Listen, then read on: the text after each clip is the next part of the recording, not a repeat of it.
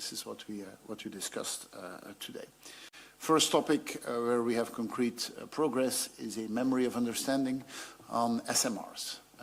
SMRs are small modular reactors, so this is the next generation of nuclear reactors. And so together with Italy, Belgium, and Romania, we will be investing in new nuclear technology which is less expensive, which is more flexible, and which has less waste. And this is crucial in the fight against climate change. Decarbonizing our electricity production is the #1 priority. It's important for the state of the world. It is also economically important, of course, and we've seen how the domain of energy has become much more geopolitical over the last years. And having our own energy production with no dependence on the rest of the world is crucial. And we have it in a few domains. We have it in renewable energy, and in Belgium, this is mostly offshore wind, where we have a lot of expertise, and where we know that Romania is looking into opportunities in the Black Sea, and we would be happy to share our knowledge with you on that. But next to renewable, we will also need nuclear energy to be able to produce enough base loads, and nuclear is the way of doing it without CO2 emissions. And so this memory of understanding confirms the investment that we both are going to make. And this afternoon, Mr. President, you are visiting our nuclear research center in Mol, and you will be amazed by the things that, by the development that is happening there, and they're extremely excited to work together with your Ratten Institute as well. In March next year, we will be organizing together with the International Energy Agency a summit on nuclear. This will be March 21st, March 22nd, and we would be extremely glad to have you present there as well. The title of that conference is Atoms for Net Zero. And I think the title says exactly what it is about. It's also about dismantling, which obviously is also an important activity, and in which we will be engaged in the next years to come. So we are extremely happy to make this concrete on the nuclear side, and also watch the developments that you are doing in the Black Sea on offshore wind. Second topic is more geopolitical on Ukraine. Our support for Ukraine has been very important from the start, and we've always been very aligned on this, on the topic between the two of you, and on the fact that NATO plays an important role in that. There is also some mutual economic activity there with Sonaca, which is a Belgian supplier, for example, to Airbus, who has a major activity in Romania, in Cluj, and who will be looking into expanding that activity, because new contracts with Romania, with Airbus are being won, but will be produced in Romania. So happy to have a trilateral cooperation on that. As I said, we have a Belgian battle group that is in Constanța, in the region of Constanța, and I know that the cooperation is really working extremely well. Both of our countries are also part of the F-16 coalition, and we know that a big part of the activities will take place in Romania. Belgium has the possibility to deliver F-16s in 2025. We will also be playing a major role in the maintenance of those planes. And it is important that next to the military investments we do, is that we have an economic return on that, and that the investments we do, that every dollar we spend have the most I would say output of possible. Third topic is on the Middle East. Say that we are extremely concerned by the evolution that we have seen after the horrific terrorist attack by Hamas. Israel has the right to defend its population, and it is completely legitimate that Israel wants to eliminate the threat that Hamas poses on its population originating from Gaza. I've been able to talk also with the Jordanian king 2 days ago. Everyone is working on a way to stop that, to liberate the hostages, and taking innocent hostages is a war crime. But we also need to make sure that the population of Gaza is not suffering in a disproportionate way. A siege of more than 2 million inhabitants is something that goes too far, and I have been able to talk with the Israeli president a few days ago and really emphasize the fact that everything needs to be done to avoid that innocent civilians get killed, and I know that it is a concern that we have in common. In the end, the solution will only come from a political process. People need to sit around the table to stop the violence, and especially to stop the escalation of violence. And then, as Europeans, I think it is important that we consult and that we have a common voice. The value of human life is the same everywhere, and innocent civilians being killed, being it in Israel, being it in Gaza, or being it in Ukraine, is something that we condemn, and that we have to do everything to avoid it. Bombing hospitals, bombing ambulances is something which is non-acceptable, even in very difficult circumstances. And democracies have higher standards. And that is how it is. We have to put higher standards to ourselves than that others put to themselves. So glad to be able to exchange on many topics in a moment where I think countries need to talk to each other, but also on economic domains where there's a lot of ties and a lot of ties that have been built over the past years. And I'm extremely happy and would like to thank the teams on both sides on the work that has been done the last year. Klaus. Thank you very much. Good morning. Bună dimineața. Dear Prime Minister, thank you for the warm welcome and for the very good discussions we had. Domnule Prim-ministru, mulțumesc pentru primirea călduroasă, pentru discuțiile foarte bune pe care le-am avut. Vizita pe care o efectuez astăzi la Bruxelles este o continuare firească a dialogului nostru la nivel înalt, axat pe dezvoltarea continuă a legăturilor excelente dintre România și Regatul Belgiei. În cadrul discuțiilor am salutat creșterea cooperării noastre economice, inclusiv a comerțului bilateral din ultimii ani. Am evidențiat totodată existența unui nivel ridicat al investițiilor directe belgiene în România, precum și prezența semnificativă a antreprenorilor români în Belgia.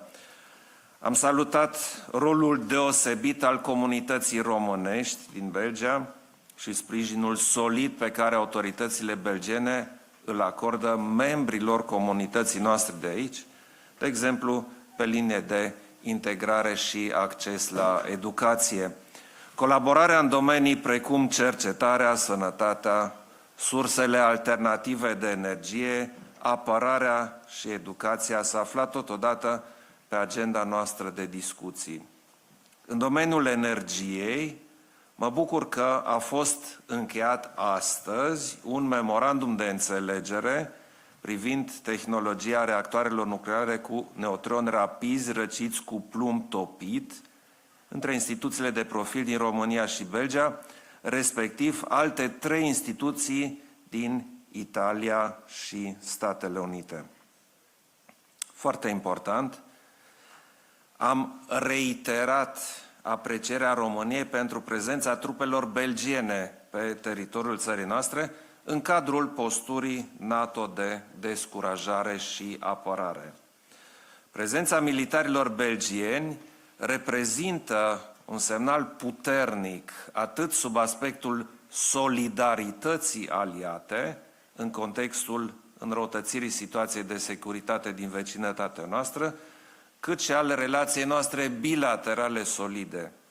Am discutat de altfel cu privire la situația de securitate din regiunea Mării Negre, la provocările generate de războiul de agresiune al Rusiei împotriva Ucrainei, reiterând sprijinul ferm, multidimensional pentru Ucraina, atât timp cât va fi necesar acest sprijin. Am avut, bineînțeles, și un schimb amplu de opinie asupra situației îngrijorătoare din Orientul Mijlociu. România a transmis sprijinul deplin pentru Israel, care are dreptul legitim de a se apăra, cu respectarea dreptului internațional umanitar. Am prezentat poziția României privind nevoia protejării tuturor civililor și a eliberării imediate a ostaticilor, precum și referitor la importanța acțiunii umanitare în sprijinul populației palestiniene din fâșia Gaza. Am evidențiat că este esențială evitarea escaladării conflictului printr-o acțiune coordonată cu partenerii regionali și Statele Unite, cu scopul obținerii unei păci durabile în baza soluției celor două state. Am discutat și despre modalitățile de avansare a proiectului european, despre importanța menținerii coeziunii, unității și solidarității europene, în special în contextul geopolitic și preelectoral de la nivel european. Am accentuat importanța unei cooperări strânse între România și Belgia, inclusiv în contextul viitoarei președinții belgiene a Consiliului Uniunii Europene. Am exprimat apreciere pentru sprijinul constant al Belgiei pentru aderarea României la spațiul Schengen. Thank you very much for the continuous support on that issue. Discuțiile noastre au abordat și tema procesului de extindere a Uniunii Europene. Politica de extindere este un proces cu valențe strategice care trebuie continuat. În acest context, am reiterat sprijinul principial și ferm al României pentru parcursul european al Republicii Moldova și al Ucrainei, precum și al partenerilor din Balcanii de Vest, pe baza meritelor proprii ale candidaților în procesele de reformă. Totodată, am reiterat susținerea fermă a României pentru adoptarea până la finalul acestui an a deciziei de deschidere a negocierilor de aderare cu Ucraina și Republica Moldova. În încheiere, doresc să salut parteneriatul strâns și de încredere dintre România și Regatul Belgiei. Vă mulțumesc, domnule prim-ministru. Thank you, Alexander. Okay, thank you. I'm sure there's no questions. Would be a bad sign if we had no questions. Merci beaucoup, Monsieur le Premier ministre. Avec votre permission, je vais commencer par Monsieur le Président et après je vais vous poser une question aussi. Bună ziua, domnule președinte, Lucian Pârvoiu, televiziunea română. Lucian Pârvoiu. Discuțiile legate de extinderea spațiului Schengen și pentru că mai e mai puțin de o lună până la Consiliul Justiției Afaceri Interne, aș dori să vă întreb pentru publicul din România dacă continuă negocierile diplomatice și cam la ce să ne așteptăm și cum ați comenta declarațiile premierului Ciolacu făcute la Bloomberg, potrivit cărora e cazul să luăm în calcul și o eventuală separare de vecinii noștri bulgari. Et pour le Premier ministre, s'il y aura un nouveau échec de l'élargissement de l'espace Schengen lors du prochain Conseil Justice et Affaires Intérieures, quelle sera la position de la présidence belge pour la première partie de l'année prochaine, vu le fait que c'est une année électorale et ça sera assez difficile d'imposer un tel sujet. Merci.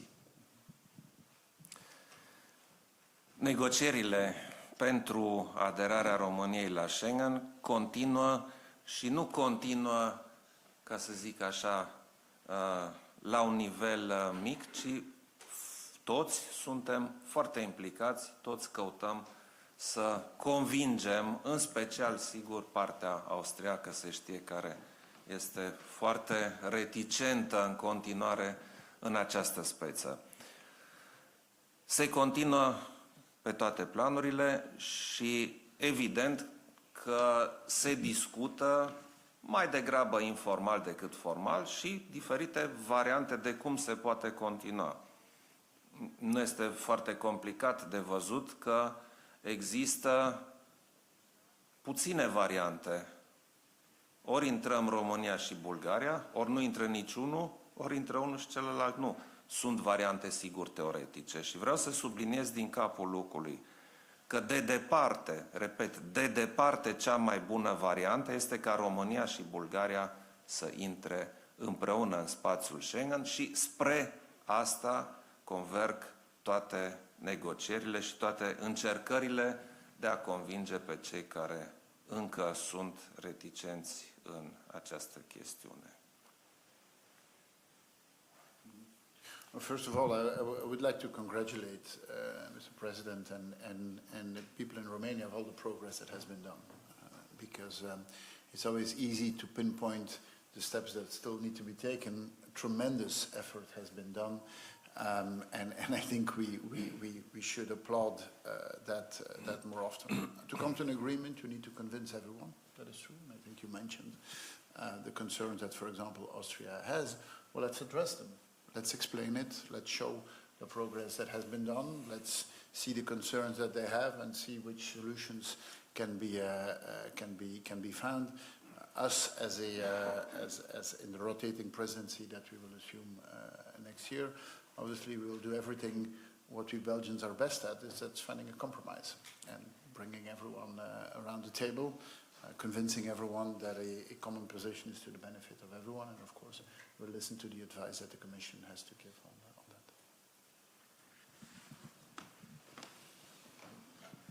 Okay, go ahead. Please go ahead. And then we'll come back here.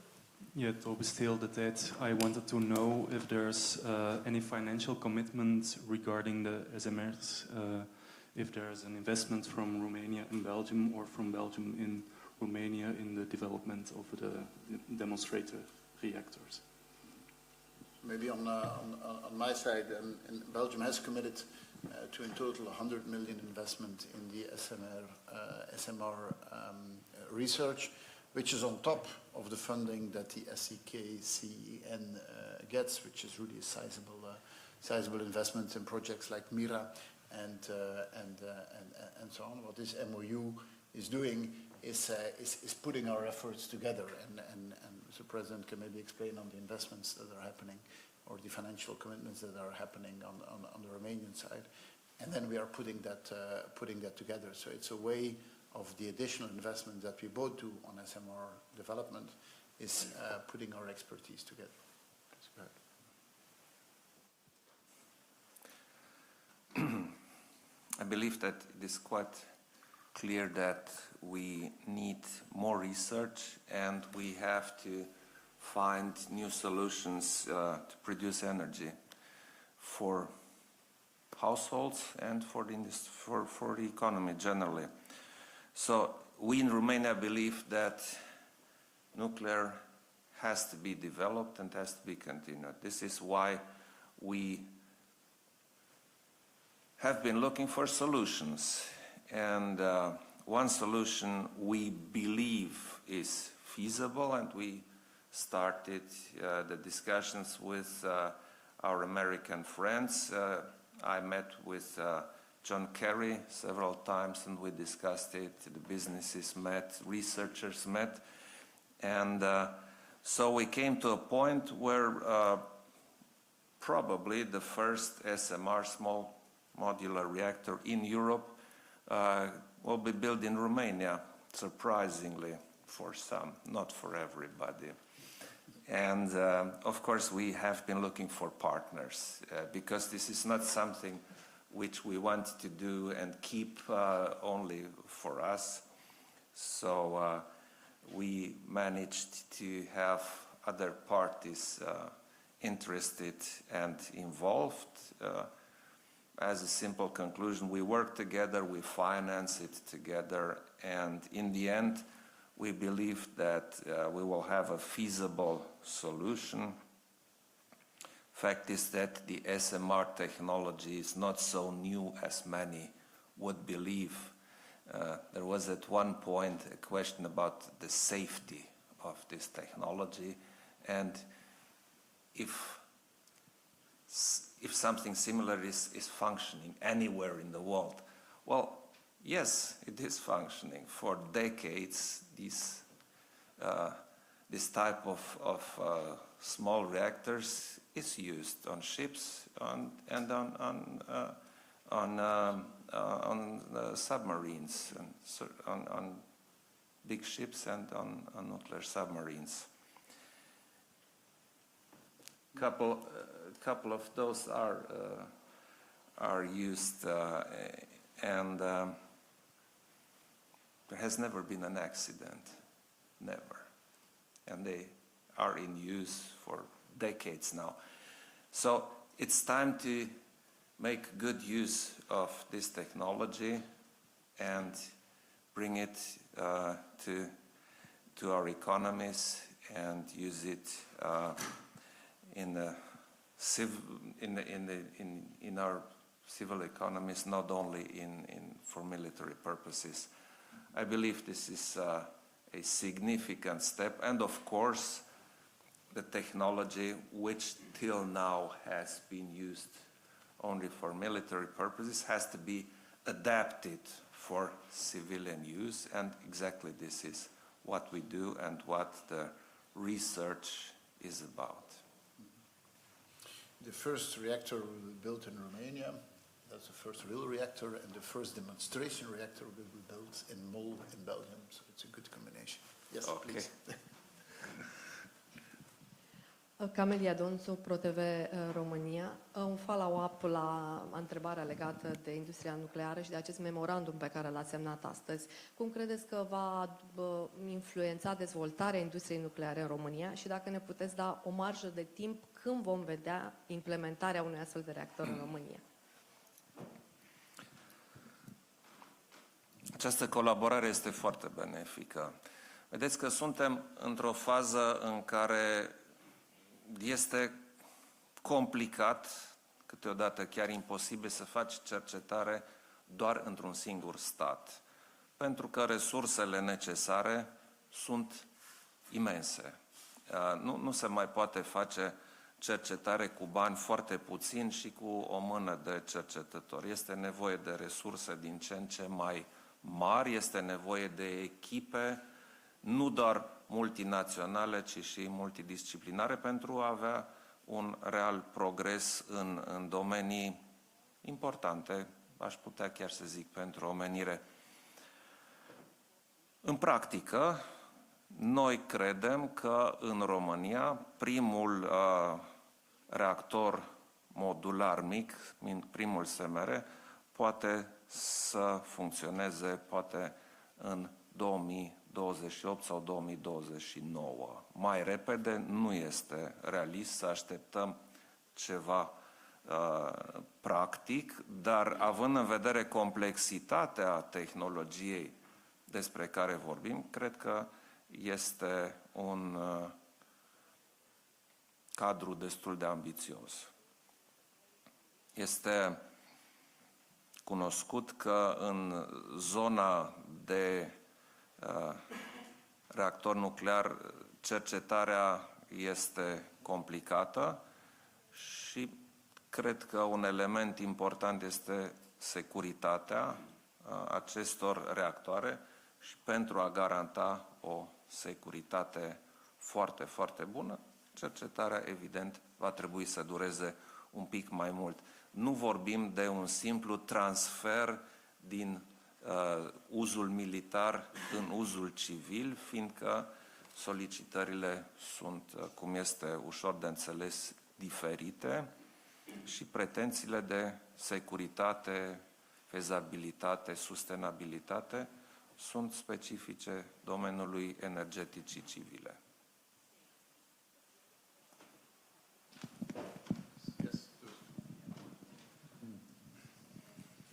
Thank you. Bogdan Isopescu, Radio Romania, for the Prime Minister. Prime Minister, Romania is very interested in a fast enlargement, especially for Republic of Moldova and Ukraine.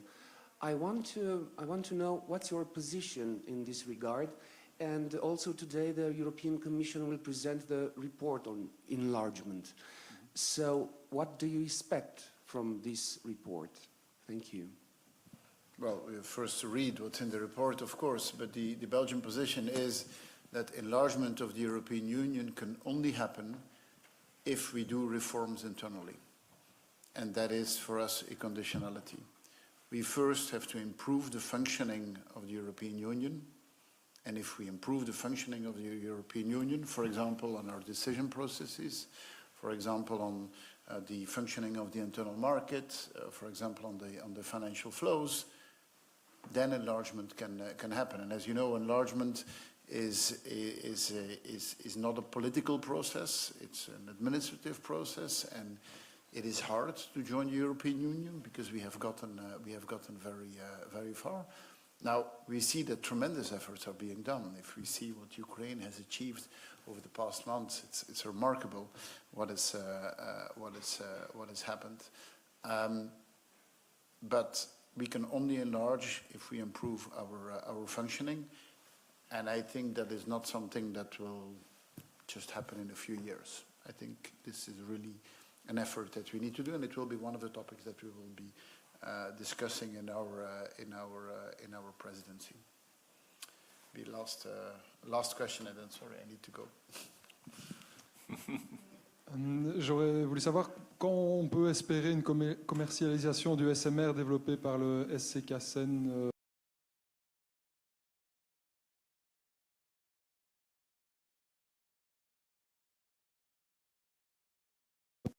ou ailleurs, et est-ce que vous envisagez de changer la loi en Belgique pour pouvoir l'installer chez nous? Donc tout d'abord, c'est un consortium entre plusieurs pays et on n'a pas encore beaucoup parlé du fait que l'Italie est impliquée et que les États-Unis sont impliqués ici et le partenariat avec Westinghouse est important et donne une base commerciale et technologique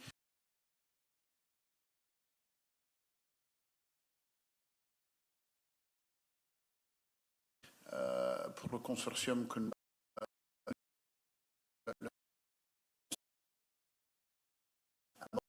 ce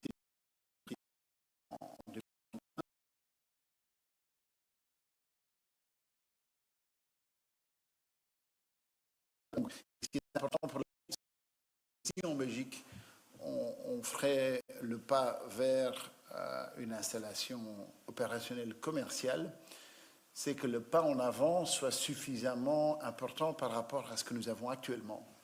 La Belgique a une base nucléaire, 7 réacteurs, 2 qui sont désaffectés, 2 sur lesquels il y a déjà un accord de prolonger.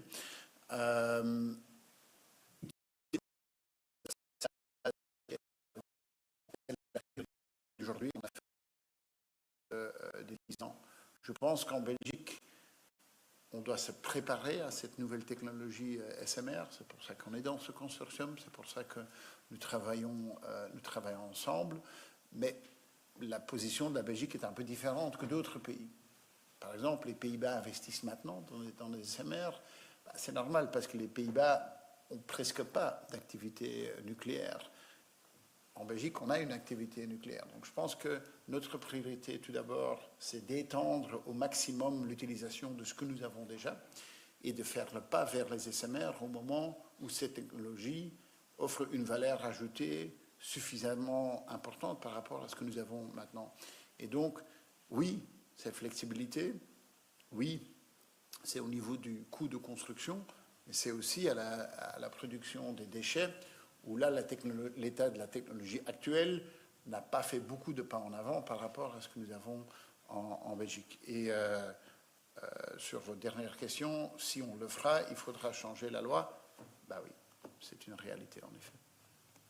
Mais j'ai dit si.